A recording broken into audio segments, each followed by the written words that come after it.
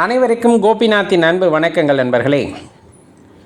ஜீவராசிகளான காகம், புறா, கிளி, குருவி, மயில், நாய், குரங்கு இது எல்லாமே பார்த்திங்கன்னா சக உயிர்.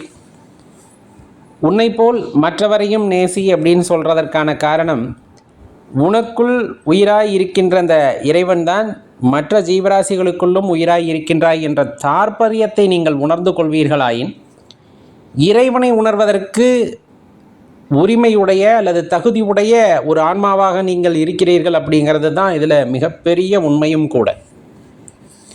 அப்போ மற்றவர்களுக்கு அப்படி இல்லையானா அப்படி அடியேன்னு சொல்ல வரல, மற்றவங்களுக்குள்ளும் அந்த கருணை இருக்கும். ஆனால் ஒரு விஷயம் பிடிக்கும் பிடிக்காது அப்படிங்கிறதுக்குள்ளே நம்ம வந்துடுறோம்.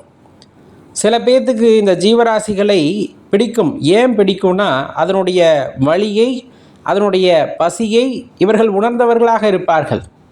நம்ம சொல்கிறோம் இல்லையா, இந்த காக்காவுக்கு தினமும் சாப்பாடு வைக்கிறாங்க, அல்லது நாய்க்கு கொண்டு போய் சாப்பாடு வைக்கிறாங்க, கிளிக்கு வைக்கிறாங்க, இந்த மாதிரி சொல்கிறோம்ல. அவங்களுக்கு ஏன் அந்த உணர்வு ஏற்பட்டிருக்கும் அப்படின்னா அந்த உயிரினுடைய பசியின் வலியை அவர்கள் உணர்ந்திருப்பார்கள். சில பேர் அதுக்கு சொல்லுவாங்க, அது இயற்கையாகவே படைக்கப்பட்டது, பல கிலோமீட்டர் பறந்து போய் உணவை எடுத்துகிட்டு வர்றதுக்கு பதிலாக நீங்கள் வச்சிட்டிங்கன்னா அது சோம்பேறி ஆகிடும்னு. எந்த உயிரும் அப்படி சோம்பேறி ஆகுவது இல்லை, மனிதனை தவிர. அது அதனுடைய வேலையை செய்து கொண்டே தான் இருக்கும், எந்த உயிராயினும். ஆனால் என்னன்னா, ஒரு மனிதன் தொடர்ந்து ஒரு விஷயத்தை அந்த கருணையின் அடிப்படையில் செய்யும் போது அவர்கள் மீது இக்காலகட்டத்திலே ஒரு முத்திரை குத்தப்படுகிறது. அதுதான் இந்த இடத்துல முக்கியம். இப்போ உணவு வைப்பது சரியா தவறா என்ற கண்ணோட்டத்தில் ஒவ்வொருவரும் விவாதம் செய்து கொண்டு போவார்கள். அடிப்படையிலே வைப்பவர்களுடைய மனநிலை என்னவாக இருக்கும் என்றால், கருணை உருவான மனதாக இருக்கும், அன்பு உருவான மனதாக இருக்கும். பிற உயிர்களின் வலியை உணர்ந்து கொள்ளக்கூடிய ஆத்மாவாக அது இருப்பதன் காரணமாகத்தான் அது காகம், குருவி, நாய், இந்த மாதிரி புறாக்கள் எல்லாத்துக்குமே உணவு வைக்கக்கூடிய தன்மையை அது பெறுகிறது. அது எதிர்பார்ப்போடு எதுவும் செய்வார்களா அவர்களால்? அவர்களுக்கு எந்த எதிர்பார்ப்பும் இருக்காது. எந்த எதிர்பார்ப்பும் அவர்கள் மனதிலே இருக்காது. அந்த உயிர் பசியாறினால் போதும் என்ற அந்த ஒரு அடிப்படையான ஒரு எண்ணம் மட்டுமே அவர்கள் மனதிலே நிலை கொண்டிருக்கும். அப்படிப்பட்ட ஆன்மாவா நீங்கள் என்று யோசித்து பாருங்கள். அப்படிப்பட்ட ஆன்மாவாக இருக்கிறீர்கள் என்றால் கண்டிப்பாக அந்த கருணை உள்ளம் அப்படிங்கிறது மிகப்பெரியது. உங்களை யாரும் பாராட்டவில்லை என்றாலும் சரி, உங்களுக்கு யாரும் அதற்கான அடையாளத்தை கொடுக்கவில்லை என்றாலும் சரி, இறைவன் உங்களுக்கான அடையாளத்தை கொடுத்திருக்கின்றார். ஏன்னா அன்பே சிவம் அப்படின்னு சொல்கிறாங்க இல்லையா, அந்த சிவம் எல்லா உயிருக்குள்ளும் உறைந்திருக்கின்றார். நம்ம மனிதர்களை பார்த்தால்தான் கையெடுத்து கும்பிடுகின்றோம். ஏன்னா மனிதனுக்கு மனிதன் செய்கின்ற மரியாதையாக நினைக்கின்றோம். அந்த மனிதனுக்குள் சிவம் இருப்பதை உணர்ந்து சில பேர் செய்வார்கள். ஆனால் அதே சிவம்தான் மற்ற உயிர்களுக்குள்ளும் இருக்கிறது என்பதை உணர்ந்து கொள்ள மறுப்பார்கள். ஆனால் இந்த ஜீவராசிகளுக்கு சேவை செய்பவர்கள், உணவு வைப்பவர்கள், இந்த மாதிரி நபர்கள் மற்ற உயிர்களுக்குள்ளும் அந்த சிவம் உறைந்திருக்கிறது என்பதை உணர்ந்து கொள்ள தகுதியானவர்களாகிறார்கள் என்பதைத்தான் இந்த இடத்திலே நம்ம உணர்ந்துக்கணும். அந்த இறை ஆற்றல் அப்படிப்பட்டது. ஒரு ஜீவராசியுடன் நீங்கள் நெருங்கி பழகிவிட்டீர்கள் என்றால், அது அதனுடைய புரிதல் உங்களுக்கு ஏற்பட்டு விட்டால் அந்த உயிரினுடைய மொழியை நீங்கள் கற்றுக்கொள்வீர்கள். அது கற்றுக் கொடுக்காமலே நீங்கள் கற்றுக்கொள்வீர்கள். நீங்கள் பேசுவதை அது அந்த உயிரானது கேட்கும். அவ்வளவு அற்புதமான தன்மை உடையவர்களாக இருப்பார்கள். நிறைய பேர் அந்த ஜீவராசிகளுடன் பேசுவதை நீங்கள் பார்த்திருக்க முடியுமா அப்படின்ட்டு அடியேன் கேட்கின்றேன் என்றால், கண்டிப்பாக சில பேர் பார்த்துருப்பீங்க. மாடு அப்படியே தடவி கொடுத்துக்கிட்டு பேசுவாங்க, அந்த மாடு கேட்கும். காகம் சாப்பாடு வைக்கும்போது சண்டை போட்டுக்கிட்டு இருந்தனா, ஏய் சண்டை போடாமல் சாப்பிடுன்னு சொன்னால் அது பாட்டுக்கு இருந்துட்டு அமைதியாக சாப்பிட்டு போகும். நாய்க்கு சாப்பாடு வைக்கும்போது இந்த மாதிரி எடுக்காத, நான் சொன்னால் தான் எடுக்கணும்னு சொன்னால் அது பாட்டுக்கு உட்காந்துருக்கும். இதுக்கு ஒரு தெரு நாயாக தான் இருக்கும், தெருவில் வசிக்கின்ற நாயா. நிறைய பேர்த்துக்கு இப்போ இந்த தெருநாயின்னு சொல்லவும் நிறைய பேர்த்துக்கு கோவம் வரும். தெருநாய்க்கெல்லாம் சாப்பாடு வைக்கிறீங்களே, அது எல்லாத்தையும் கடிக்குது, போகுது, வருது அப்படின்ட்டு.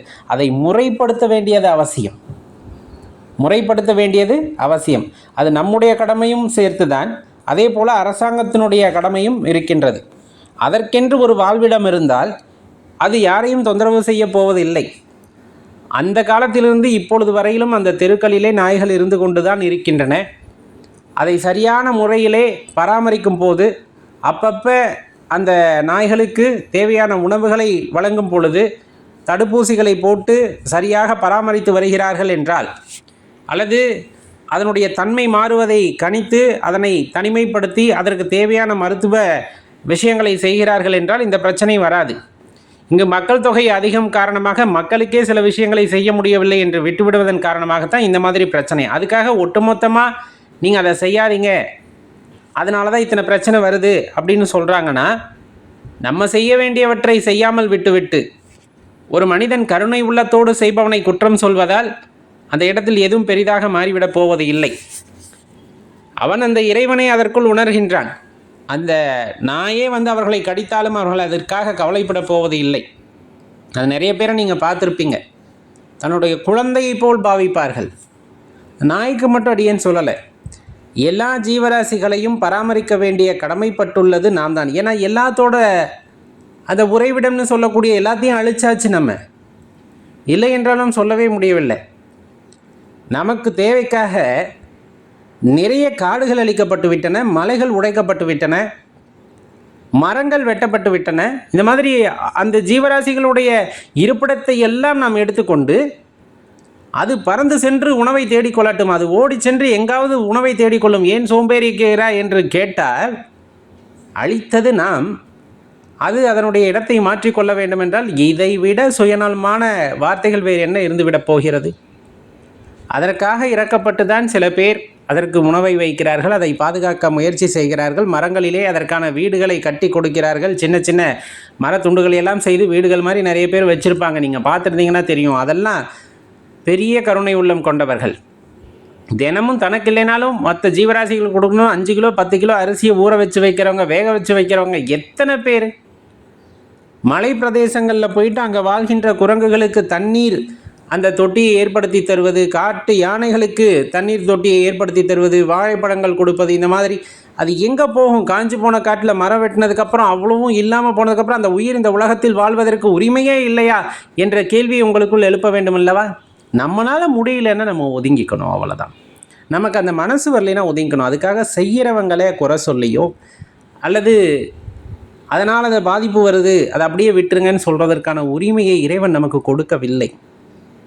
இப்போ வாழ்க்கையிலேயே நம்ம நிறைய மனிதர்களை பார்க்கின்றோம். நமக்கு ஆகிறவங்க ஆகாதவங்க, நம்மளை எதிர்த்து பேசக்கூடியவர்கள், எதிர்த்து நிற்பவர்கள், இன்னும் எதிரிகள், துரோகிகள் என்று எல்லாத்தையும் பார்க்குறோம். நமக்கு பிடிச்சவங்கள மட்டுமா வச்சுக்கிட்டு நம்ம வாழ்ந்துக்கிட்டு இருக்கோம். நம்ம கூட இருக்கிறவங்களே, குடும்பத்தில் இருக்கிறவங்களே நம்மளுக்கு எதிராக இருப்பாங்க. அதுக்குன்னு அவங்கள ஒதுக்கி விட்டுருவோமா? மாட்டோம். அதே போல் தான் அந்த ஜீவராசிகளும். ஒன்று அன்பாக இருக்கும், ஒன்று சில நேரத்தில் கோவப்படும், ஒன்று சுயநலமாக இருக்கும். அதுக்காக அதை விலக்கி விட முடியாது. ஏன் அப்படின்னா அது எல்லாத்துக்குள்ளும் உறைந்திருக்கின்றது சிவம். அதோடு இணக்கமாக இருந்து எல்லா அனுபவங்களையும் பெறுவதற்காகத்தான் இந்த பூமிக்கு இந்த ஆன்மா வந்திருக்கிறது என்பதை தெரிந்து கொண்டால் அந்த உலகம் வித்தியாசமான உலகம். அடியேன் பேசுவதில் நிறைய முரண்பாடுகள் உங்களுக்கு இருக்கலாம், நிறைய தவறாக கூட உங்களுக்கு தோன்றலாம். சரி தவறு என்பது அவரவர் மனநிலையை பொறுத்தது. அவ்வாறு உங்களுக்கு அது தவறாகப்பட்டால் அடியேனை மன்னித்து விடுங்கள். ஆனால் உண்மையை உணர்ந்து கொள்ளுங்கள். நாம் வாழ்வதற்கு எவ்வளவு உரிமை இருக்கிறது என்று நினைக்கின்றோமோ அதே போல் அந்த ஜீவராசிகள் இந்த உலகத்திலே வாழ்வதற்கு முழு உரிமையை பெற்றிருக்கின்றது. அதனுடைய இருப்பிடத்தை எல்லாம் காலி செய்துவிட்டு, அதனுடைய உணவுக்கான அந்த சங்கிலியெல்லாம் உடைத்துவிட்டு, அதனை நமக்கு சாதகமான வார்த்தைகளை பயன்படுத்தி கொண்டு அதை துன்பப்படுத்த முயற்சி செய்யும் போது அது தவறுதான் என்பதை மனதில் நாம் உணர்ந்து கொள்ள வேண்டும். எல்லாம் அளிக்கப்பட்டது, குறைந்தபட்சம் அதற்கான வாழ்விடத்தையாவது தயார் செய்து கொடுத்திருந்தால் இப்போ இந்த பேச்சு வராது. இந்த தெருக்களில் இருக்கின்ற நாய்க்கு ஏன் உணவு வைக்கிறீர்கள்? தெருநாய் என்று எப்படி பெயர் வந்தது? அது ஏதோ காட்டுக்குள் வாழ்ந்திருக்கும், நம்ம அப்படியே பழக்கப்படுத்தி கூட்டிகிட்டு வந்தோம், வீட்டில் வளர்க்க ஆரம்பித்தாங்க.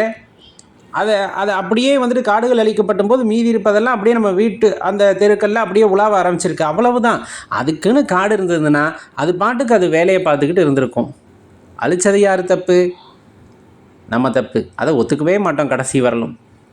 இனிமேலாவது மரங்களை நட்டு வைத்து காடுகளை உருவாக்குவோம். இன்னும் சொல்லப்போனால் உயிர் வேலிகள்னு சொல்லுவாங்க. உயிர் வேலின்னா இன்றைக்கி போகிற மாதிரி கம்பி வேலியெல்லாம் இல்லை, கற்றாழையை நட்டு வைப்பாங்க, கிழுவ மரம்னு சொல்லுவாங்க. இந்த மாதிரி நிறைய விஷயங்களை வைத்து வேலிகளை அமைப்பார்கள். அதெல்லாம் பல்லுயிர் பெருக்கத்தை உண்டாக்கும். நம்ம நினைக்கிறோம் சின்ன சின்ன விஷயமா. இன்றைக்கி கிராமப்புறங்களில் கூட குள்ளநரியை பார்க்க முடியறதில்ல. நரி அலையும் எல்லா பக்கமும். அது ஒரு உணவு சங்கிலி. அந்த நரி இனம் அப்படியே கிராமத்தை விட்டு காணாமல் போக போக நிறைய இனங்கள் பெருகுகின்றன. அது இயற்கை சமநிலையை பாதிக்கிறது. அப்போ இருக்க வேண்டிய எல்லா உயிர்களும் ஒரு இடத்துல இருக்கின்றன, பல்லுயிர் பெருக்கம் அந்த இடத்துல இருக்குது. அப்படிங்கும்போது அந்த சமநிலை பேணப்படும். இதெல்லாம் இயற்கை சம்பந்தப்பட்ட விஷயம். இது மனிதன் தன்னுடைய தேவைக்காக சில விஷயத்தை அழித்துவிட்டு பின்னர் புலம்புவது அப்படிங்கிறது, இது அதிகமாகிடுச்சு அது என்ன பாதிக்குதுன்னு புலம்புறதுல அர்த்தமே இல்லை. இயற்கையோடு இணைந்த வாழ்க்கையை மனிதன் மேற்கொண்டிருந்தான் எனில் இந்த பிரச்சனைகள் வந்திருப்பதற்கான வாய்ப்பு குறைவு என்பதை தெரிந்து கொள்ளுங்கள். மீண்டும் அடியேன் குறிப்பிடுவது, நம்மால் முடியவில்லையா நாம் ஒதுங்கிக் கொள்ள வேண்டும். ஏன் அடியேன் அவ்வாறு சொல்ல வேண்டும் என்றால், கருணை உள்ளம் கொண்டவர்கள், மற்ற உயிர்களின் வலியை உணர்ந்தவர்கள், மற்ற உயிர்கள் கஷ்டப்படக்கூடாது என்பதற்காக அவர்கள் உணவு வைக்கிறார்கள், அதற்கு இருப்பிடத்தை உண்டாக்குகிறார்கள் என்றால் அவர்கள் இறைவனால் ஆசீர்வதிக்கப்பட்டவர்கள் என்பதை உணர்ந்து கொள்ளுங்கள். நன்றி, வணக்கம்.